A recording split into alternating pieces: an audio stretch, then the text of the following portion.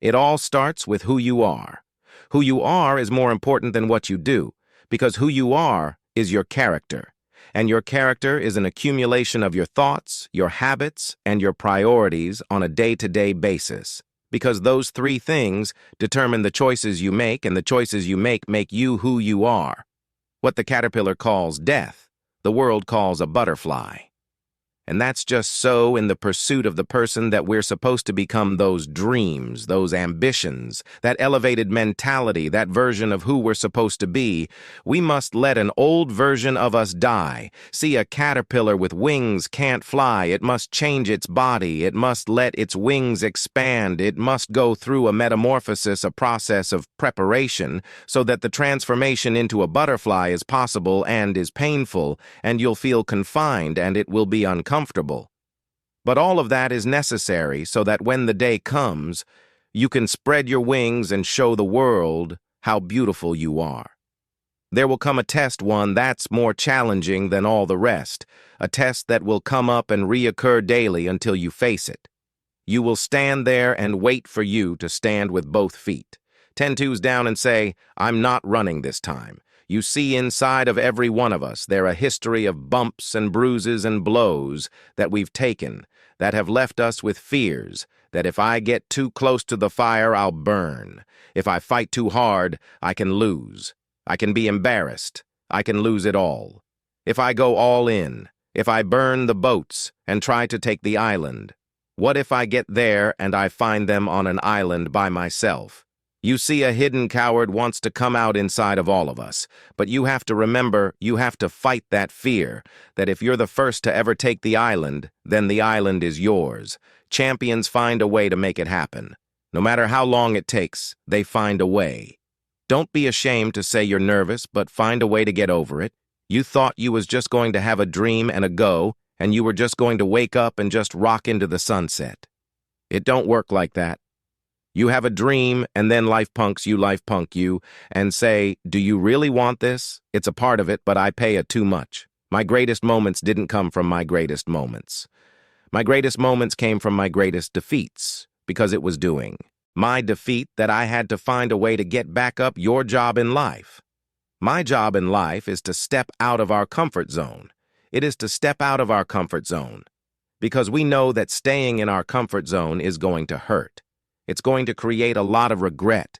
It's going to create a lot of missed experiences, a lot of missed opportunities, a lot of missed love, a lot of missed finance. Take a step every day in the direction that you want to be in, because what that creates is a habit. You got to reverse engineer your life. That's part of the process, and that's what's going to mold you into the person that can sustain everything that you're trying to build. If it came to you overnight, you wouldn't know what to do with it. If it came to you through some trial and tribulation, you're going to understand the work it takes to maintain it, and it's going to stay without risk. There's no reward. It doesn't work any other way. The hard thing life isn't doing this stuff, isn't going past your current levels of comfort, hitting new levels. That's not the hard part of life. The hard part of life is when you don't have the time to do this anymore, and you didn't achieve everything you willing to do. And you look back on your life knowing there were pockets throughout your existence where you could have rep yourself now. All it's left is you and a self-arrest, self-peril state, thinking, wow, I could have been great, and there won't be anything to stop you. The ground won't restrict you. You'll have the freedom to go wherever you please, share the message that you're meant to share. But you must go through that prerequisite of a transformation, letting the old you die so that the new you can come forward. Life is not here to make you suffer. This life is here to make you understand what is your potential. But in this lifetime, there's something else for you to achieve. Discover your potential. Maybe there is something bigger that you can become. There's never the right time, but the stars are never going to align. You have to just decide, I'm making a change, and do it, and roll the dice and bet on yourself. It's the only way to do it, almost like the only way to learn how to swim is to jump in the water and figure it out on the fly. Sun don't stop for nobody, man. Sun don't stop. Sun going to be up in the morning. Regardless, that sun is going to be up in the Morning, regardless of how I can feel, the sun is going to shine in the morning, and at nighttime the moon going to be there, and you going to look up, these days going to keep going by. There can be no growth without goals. If you are going in the precise right direction, regardless of how quickly or slowly, you're always making progress. If you're not going in the right direction very quickly, you can actually push yourself further away from the gold who want you. Do not rise to the level of your goals. You fall to the level of your systems.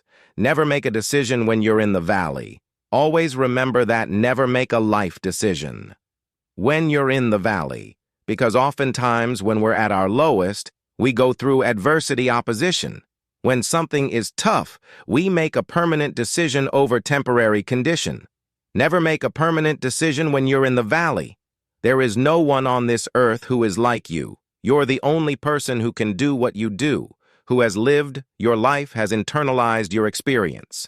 And that song in your heart belongs to you and you alone, and hold that very dear, because it's precious, and every voice is worth hearing.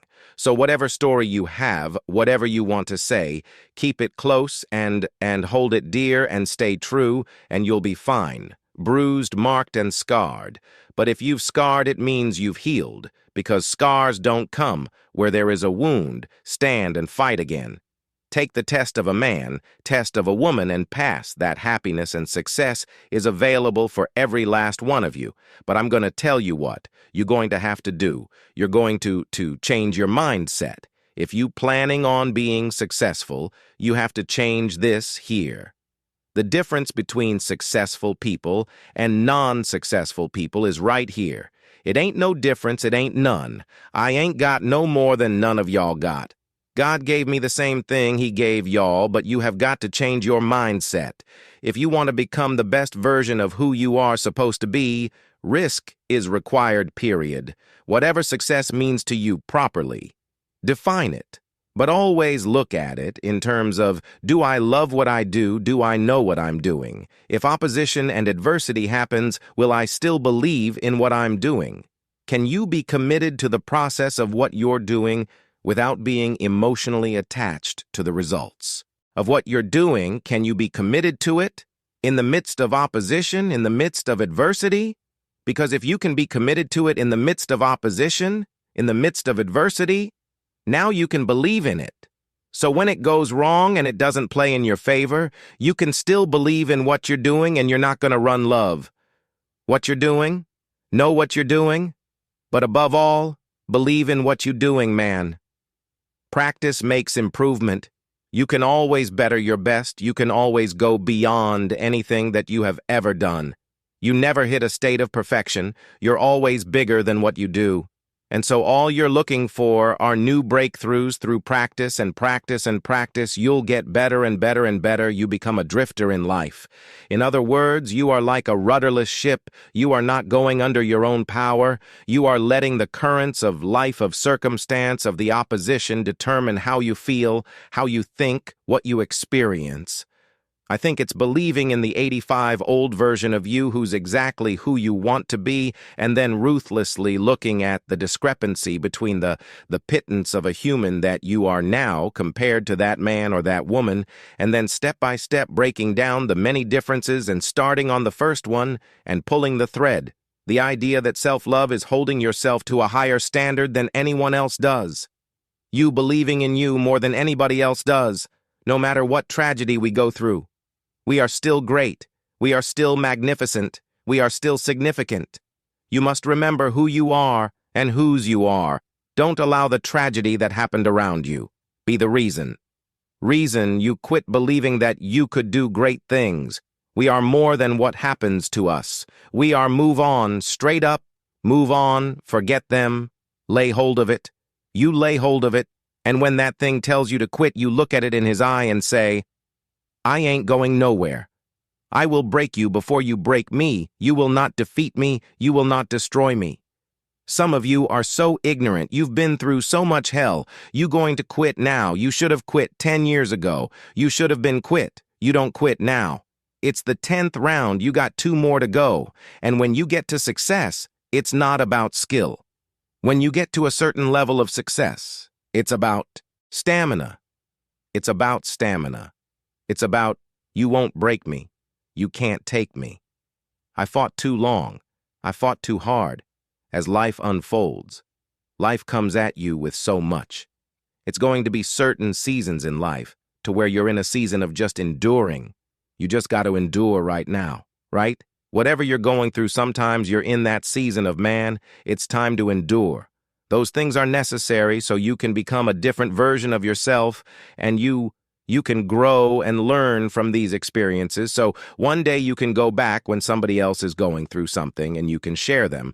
But in terms of you framing acceptance as saying that I am comfortable with who I am and I cannot be better, and I must be satisfied with that, is the biggest embodiment of failure that I can imagine. There's a difference between saying I am good enough and I am good, so you could say I am good enough for my current state based on the work that I've put into it.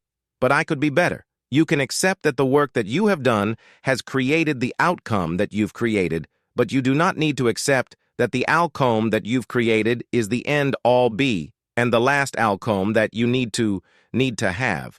But deep down, you know that something more is for you, and that's the risk. And as scary as it can be, as terrifying as the leap may seem, that risk, the edge of where you are and where you can go is where life begins. That space is where you feel alive, that voice that's calling out from inside of you.